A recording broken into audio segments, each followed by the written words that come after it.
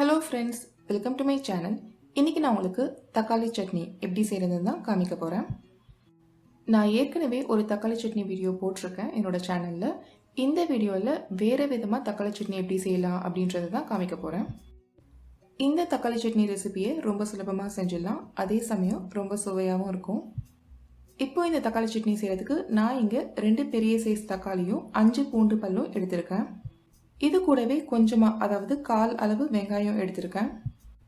உங்களுக்கு சின்ன வெங்காயம் கிடச்சிது அப்படின்னா பெரிய வெங்காயத்துக்கு பதிலாக சின்ன வெங்காயம் பயன்படுத்துங்க. அப்போ சட்னி இன்னும் நல்லா டேஸ்டியாக கிடைக்கும். அடுத்ததாக 9 காஞ்ச மிளகாவை கொஞ்சமாக சுட தண்ணியில் 10 நிமிஷம் ஊற வச்சு எடுத்து வச்சுருக்கேன். இப்போ ஒரு மிக்சி ஜார் எடுத்துக்கோங்க.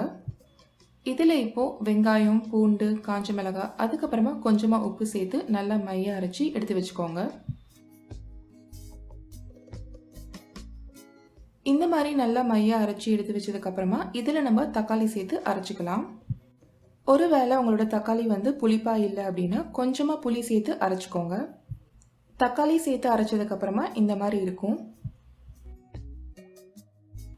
இப்போ அடுத்ததாக ஸ்டவ் ஆன் பண்ணி ஒரு கடாய் சூடு பண்ணிக்கோங்க. இதில் இப்போது 2 டேபிள் ஸ்பூன் எண்ணெய் விட்டு சூடு பண்ணிக்கலாம். இந்த சட்னிக்கு எண்ணெய் கொஞ்சம் ஜாஸ்தியாக இருந்தால் தான் நல்லாயிருக்கும். இதில் இப்போது 1/4 டேபிள் ஸ்பூன் அளவுக்கு கடுகு, உளுத்தம்பருப்பு, கடலைப்பருப்பு, சீரகம், கொஞ்சமாக பெருங்காயத்தூள், அதுக்கப்புறமா கொஞ்சமாக கருவேப்பிலை இலை சேர்த்து நல்லா வதக்கிக்கோங்க. கடுகு, உளுத்தம்பருப்பு நல்லா பொரிஞ்சதும் நம்ம ஏற்கனவே அரைச்சி வச்சுருக்கிற தக்காளி விழுதை சேர்த்துக்கலாம். தக்காளி விழுதை சேர்த்து நல்லா கிளறி விட்டுட்டு நம்ம சேர்த்துருக்கிற பொருட்களோட பச்சை வாசனம் போகிற வரைக்கும் நல்லா வதக்கிக்கோங்க.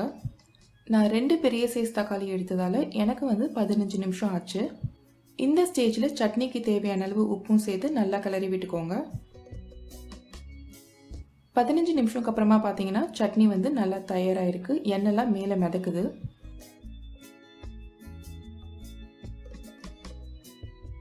இந்த ஸ்டேஜில் கொஞ்சமாக வெல்லம் சேர்த்து கலரி விட போகிறேன். வெல்லம் சேர்க்குறது ஆப்ஷனல் தான், ஆனால் வெல்லம் சேர்த்து செஞ்சீங்க அப்படின்னா சட்னி இன்னும் கூட டேஸ்டியாக இருக்கும். வெல்லம் சேர்த்து 2 நிமிஷம் நல்லா கலரி விட்டுட்டு ஸ்டவ் ஆஃப் பண்ணிட்டோம் அப்படின்னா நம்மளோட அருமையான தக்காளி சட்னி தயாராகிடுச்சு. இந்த தக்காளி சட்னியை இட்லி, தோசை, ஊத்தாப்பம், குழி பணியாரம், பஜ்ஜி இதுக்கெல்லாம் சைட் டிஷ்ஷாக வச்சு சாப்பிட்லாம். இந்த தக்காளி சட்னி ரெசிபியை நீங்கள் கண்டிப்பாக ட்ரை பண்ணி பாருங்கள். இந்த வீடியோ உங்களுக்கு பிடிச்சிருந்ததுன்னா இந்த வீடியோவை லைக் பண்ணுங்கள்.